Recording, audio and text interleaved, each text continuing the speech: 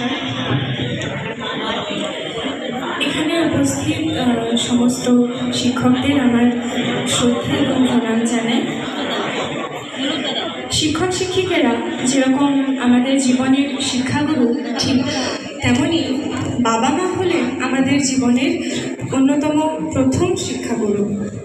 তো আজকে যে কবিতাটি শোনাবো সেখানে এরকমই একজন বাবা মায়ের কথা বলা আছে, যারা ছোট থেকে কিভাবে তাদের ছেলেকে বড় করেছেন এবং সে ছেলে বড় হয়ে তার কী ধরনের প্রতিদান দেয়। তো শোনাবো আজকে আমার অত্যন্ত প্রিয় একটি কবিতা, কবি শুভ দাশগুপ্তের লেখা জন্মদিন। আজ পয়লা শ্রাবণ, খোকন আজ তোর জন্মদিন। তুই যখন জন্মেছিলি আমরা তখন যাদবপুরের নতুন গড়ে ওঠা কলোনি টালির ঘরে। তোর স্কুল মাস্টার বাবা হ্যারিকেনের ওই আলোচনা ঘরেই আনন্দে আর খুশিতে ঝলমলে হয়ে উঠেছিলেন তুই আসার পর। তোর নাম লিখেছিলেন সুকল্যাণ। মানুষটার মনটা ছিল একেবারে শিশুর মতো, অভাবে অনটনে বেঁচে থাকা নানা দুর্বিপাকেও ভেঙে পড়তেন না কখনো। সকলের ভালো চাইতেন মন থেকে, বলতেন দেখো একদিন এই দেশের মানুষ ঠিক মুক্তি পাবে। অশিক্ষা থেকে মুক্তি, দারিদ্র্য থেকে মুক্তি, কুসংস্কার থেকে মুক্তি। আজ পয়লা শ্রাবণ, খোকন আজ তোর জন্মদিন। তোর মনে আছে ছোটবেলায় আমাদের ওই ভাঙা ঘরের মেঝেতে বাক্স থেকে বার করা মেজো মাসির হাতের তৈরি আসনটা পেতে দিতাম। তুই বসতিস বাবু হয়ে চুপটি করে, আমরা একে একে ধান দুব্বো দিয়ে তোকে আশীর্বাদ করতাম। তোর বাবা বলতেন বড় হও, মানুষ হও। তোর বাবা সেই বন্ধু ঘোষ কাকু, তিনি বলতেন বেঁচে পড়তে থাকো। তুই জিজ্ঞেস করতিস মা পড়তে থাকা মানে কি মা?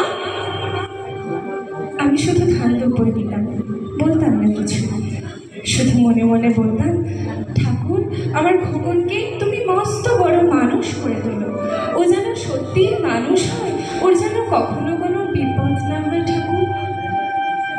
কষ্টের সংসারে ওই একটা দিন বাড়তি পয়সায় একটু দুধ নিতাম, পায়েস রান্না করে দিতাম তোকে। তুই পায়েস খেতে বড় ভালোবাসতিস।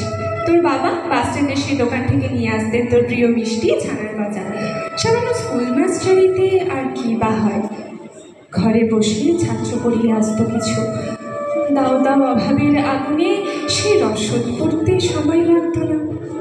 বসে বসে তোর বাবার জামা সেলাই করতাম আর বলতাম সামনের মাসে দুটো জামা বানিয়ে নিও।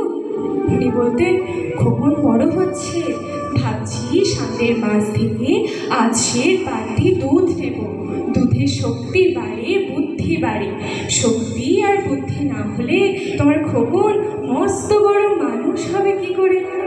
ভাবছি আরও দুটো টিউশনি নেব। ছাত্র পড়িয়ে পড়িয়ে মানুষটা দিনের শেষে একেবারে ক্লান্ত হয়ে যেতেন।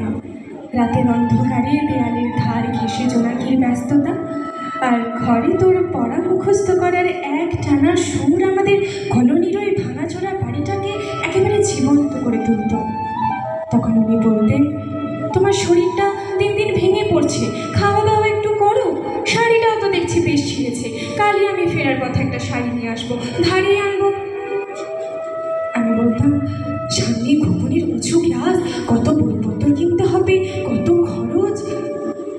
উনি দীর্ঘশ্বাস ফেলে চুপ করে যেতেন। জোনাকিরা অদৃশ্য আলোর আলপনা আঁকতো উঠোনে আগাছা ছোপে, আর ঘরে বসে আবহ সঙ্গীতের মতো তুই পড়া মুখস্থ করতিস। ইতিহাস, ভূগোল, গ্রামার। ঈশ্বর আমাদের নিরাশ করেননি। তুই তুই কত বড় হলি, সব পরীক্ষায় কত ভালো ফল হলো তোর। তোর বাবা বললেন আরও পড়, উচ্চশিক্ষায় উচ্চ সম্মানের একমাত্র পথ। তুই তুই আরও পড়লি, কত বড় চাকরি হলো তোর। তোর মনে আছে খোকন প্রথম মাসের মাইনে পেয়ে তুই আমাদের জন্য কত কি কিনে এনেছিলি? তখন তো আমরা চলে এসেছি শ্যামবাজারে, তোর সাজানো গোছানো দু কামরার বেশ বড় ফ্ল্যাটে। অফিস থেকেই তো দিয়েছিল। সেই ঘর, সেই বারান্দা, কত স্মৃতি কত ছবি, সেই বাড়িতেই তো সেই বাড়িতেই তো আশ্বিনের এক ঝোড়ো বিকেলে তোর বাবা যেদিন চলে গেলেন, তুই বাবার বুকের ওপর পড়ে কাঁদছিলি হাপুস নয়নে, আর সদ্য স্বামী হারা আমি সেদিন আরও ভেঙে পড়েছিলাম তোর অসহায় মুখ দেখে। ছেলেবেলার মতো তোকে কাছে টেনে নিয়ে বলেছিলাম, কাঁদিস না খোকন, আমি তো আছি।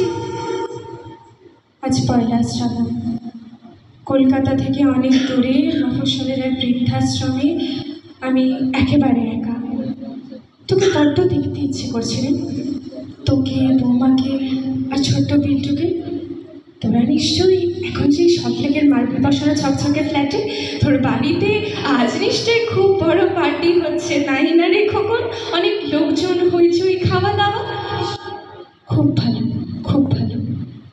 আমার মনে পড়ছে যাদবপুরের ভাঙা বাড়িতে রাত্রিরে আমার পাশে শুয়ে মাঝে মাঝে হঠাৎ খুব ভয় পেয়ে জড়িয়ে ধরতিস তুই আমাকে। আমি বলতাম, ভয় কি রে খোকন, যার মা থাকে তাকে কি ভূতে ধরে?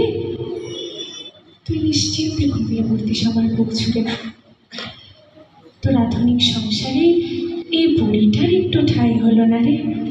প্রতিমাও তো মা, ওরও তো আছে আমার খোকনের মতো কোন আলো করা চাঁদের টুকরো। কিন্তু সময়ের কি আশ্চর্য পরিবর্তন। তুই বুঝি এখন আর পায়েস খাস না, না রে খোকন?